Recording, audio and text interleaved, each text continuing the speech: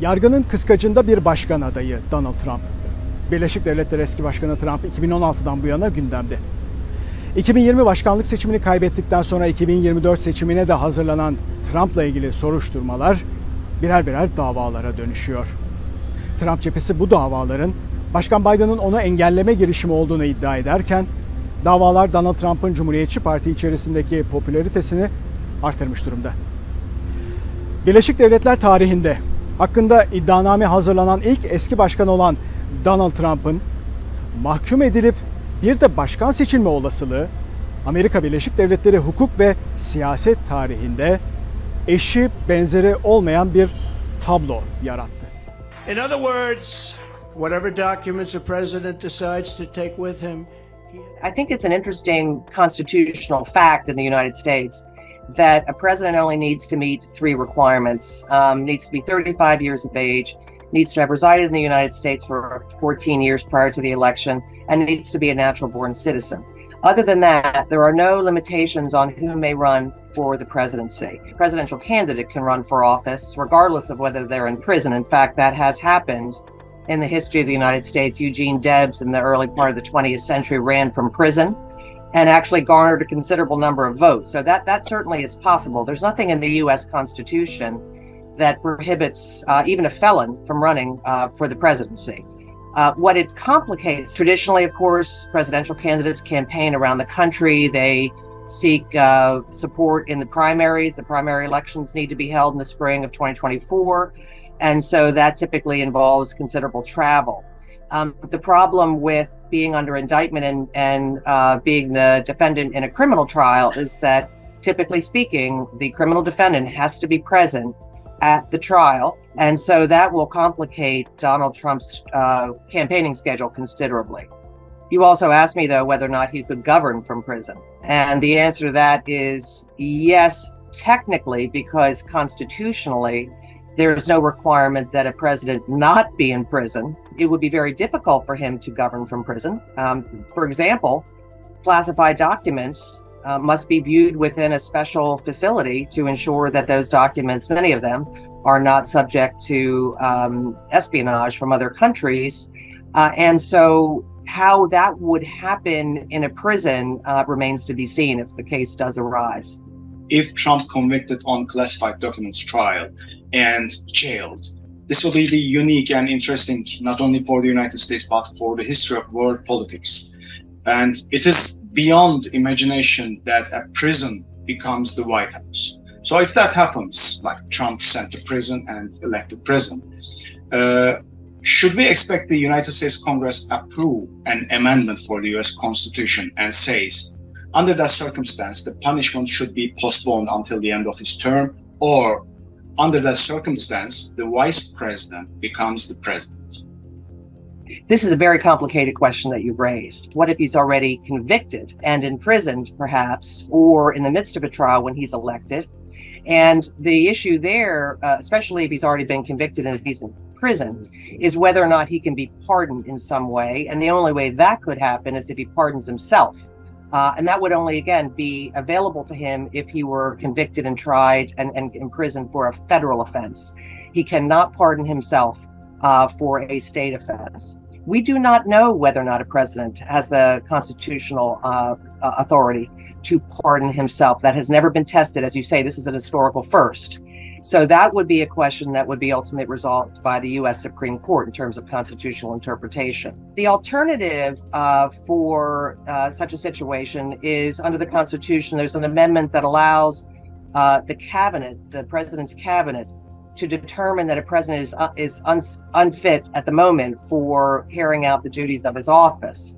And the president's cabinet can then send a letter to Congress asking Congress to suspend the president's authority to act as president, in which case the vice president would likely step in as the person in charge of the country. The problem with that is that if that happens, the president can then in turn send his own letter to Congress that says that I'm perfectly fit to carry out the duties of the president. And so the kinds of solutions that are available under the Constitution when a president is incapacitated, such as when a president has an illness, or one might say when a president is imprisoned, probably would not work to solve the problem of a president such as President Trump, who might be in prison when he takes office. And then the only alternative would be impeachment. He's already been impeached twice. And so it's unlikely he would be convicted even if he were impeached a third time. And as for a constitutional amendment, that's an excellent question. But we have not amended our Constitution since 1992. And so the Constitution is very difficult to amend. It takes some time because it requires a 2/3 vote in Congress and then 3/4 of the state legislatures to ratify. And that is an extremely time-consuming operation. And also, it's difficult to obtain a supermajority in Congress right now because it's essentially divided in the Senate 50-50. And so the likelihood of a constitutional amendment, I think, is extremely remote. Professor, my final question will be a political one. Trump has around 60% support in GOP. Traditional GOP doesn't want Trump in the White House for sure. And for now, it looks like Trump defeats DeSantis in GOP primary. So it is very likely we can witness another Biden-Trump competition. Support to President Trump eroded significantly after the 2022 midterm elections, but after his indictment on hush money investigation, which was the first of its kind, as for the first time in history, a former or sitting president of the United States indicted, and the trial he faced on classified documents case, the support to Trump start to increase again. Given these circumstances, Professor, do you think these trials are playing into hands of Trump for 2024 election? And more importantly, do you think the Democrats are happy with that, as President Biden has much more chance to win against former President Trump than Florida Governor DeSantis? These are excellent questions. I mean, the political world that involves Donald Trump, I always call an upside down world.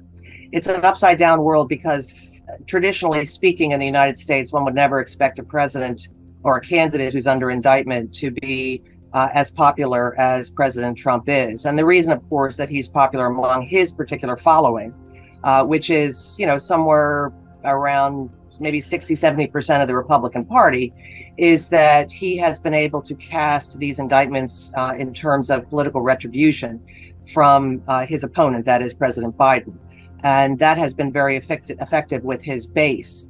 It is not particularly effective with independent voters. And in the United States, it's really the independent voters, those who are registered independents, that often or typically swing presidential elections. And at the moment, independents are not supportive of Donald Trump. But it certainly has played into the hands of, it has translated into support through his base in the Republican Party. There's no question about that. And it has been asserted that Biden campaign would prefer to see a competition with President Trump as opposed to Ron DeSantis. Now, at the moment, Governor DeSantis has really lost a lot of his support in his campaign has not been successful. There's a lot of criticism of that campaign that he has not connected with the voters. And so it may be ultimately a toss-up who Biden might defeat as the popularity of DeSantis decreases over time. We'll see about that. But at the moment, I think politics is really very much in flux. The presidential politics are campaign politics are very much in flux at the moment, as we see a situation, as you pointed out several times, Tuna, that the nation has never before witnessed, with a former president running again after having been defeated, who had a new indictment being handed down that charges him with crimes associated with the January 6th insurrection. So there will be a number of indictments pending against him, and one that I might add is extremely worrisome for American democracy. The country is so divided. Everyone sees the current circumstances through the lens of their own partisanship and their own ideology. And we have to pay very careful attention to what's unfolding, because there's no question in my mind that our constitutional democracy is potentially at stake.